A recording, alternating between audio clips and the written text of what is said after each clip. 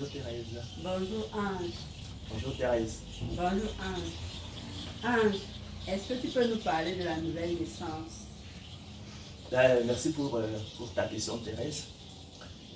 La nouvelle naissance, effectivement, c'est une notion très importante dont nous parle le Seigneur Jésus-Christ dans l'évangile selon Jean au chapitre 3, dans son entretien avec Nicodème, à qui effectivement il lui rappelle qu'il faut naître de nouveau. Je rappelle que Nicodème était un docteur de la loi, mais qui ne savait pas ces choses-là. Donc on est là au chapitre 3 de l'évangile selon Jean, à l'entretien entre le Seigneur de gloire Jésus-Christ et Nicodème. Il lui rappelle effectivement qu'il faut naître de nouveau pour voir le royaume de Dieu. Alors qu'est-ce que la nouvelle naissance? La nouvelle naissance, simplement, c'est la régénération du cœur et le renouvellement de l'esprit et de l'intelligence opéré par le Saint-Esprit venant habiter dans l'héritier de Dieu. Donc j'ai parlé de la régénération du cœur, c'est-à-dire que Dieu ôte en fait de son élu, de son héritier, son cœur de chair, son cœur de pierre, je veux dire, et met à la place en fait un cœur de chair.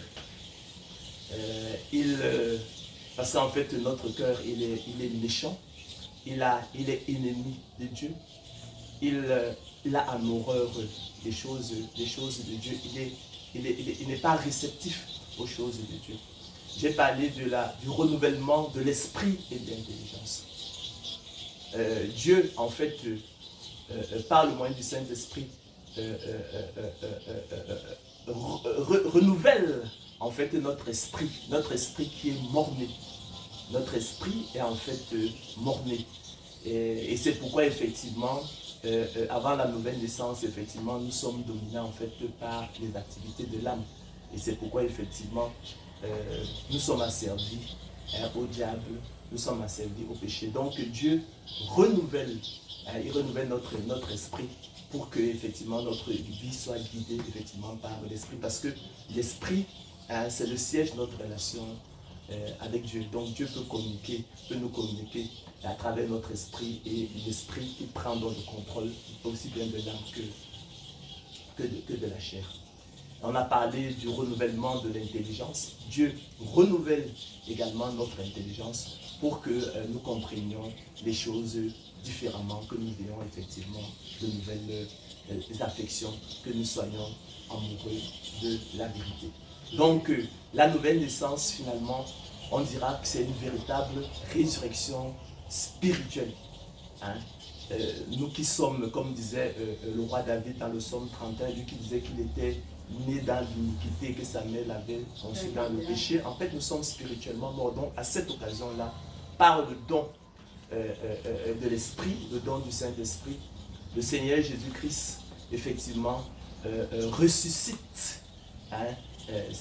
ses frères, il ressuscite ses co-héritiers, il ressuscite les héritiers de Dieu, afin qu'effectivement ils aient de nouvelles affections, qu'ils aient en horreur effectivement le péché qui nous enchaîne si facilement. Donc c'est une naissance de l'esprit, le Seigneur l'a expliqué, une naissance d'en haut. Elle n'est pas l'œuvre de l'homme. Et c'est pourquoi dans le même chapitre d'ailleurs, dans le même évangile, dans le chapitre 1, parlant des enfants de Dieu, l'apôtre Jean rappelle qu'ils sont nés non du sang, ni de la chair, ni de la volonté de l'homme, mais de Dieu. Donc c'est une naissance d'en haut, une naissance de l'esprit. L'homme n'y participe pas, l'homme n'y est pour rien. Pour comprendre ces choses-là, il faut faire l'analogie, la comparaison effectivement avec ce que la nature elle-même nous enseigne, c'est-à-dire la naissance biologique. L'enfant effectivement ne contribue en rien. Il en est de même effectivement la nouvelle naissance. Donc on devient donc enfant de Dieu. donne le droit d'être enfant de Dieu, donne le pouvoir d'être enfant de Dieu. Donc il faut faire la comparaison avec effectivement la naissance biologique. L'enfant effectivement n'y participe en rien. Il est l'œuvre en fait de ses parents, dirons-nous. De même, l'enfant de Dieu à travers la nouvelle naissance, qui est l'œuvre du Saint-Esprit, l'œuvre de Dieu, est né de Dieu, il est né en haut. Pourquoi devons-nous naître de nouveau? C'est pour passer de la mort à la vie. Je parle de résurrection spirituelle. Nous devons passer de la mort à la vie parce que effectivement, nous sommes nés dans le péché, nous sommes nés, nos parents nous ont conçus dans le péché, nous sommes nés dans l'iniquité, nos parents nous ont conçus dans le péché, nous sommes spirituellement morts.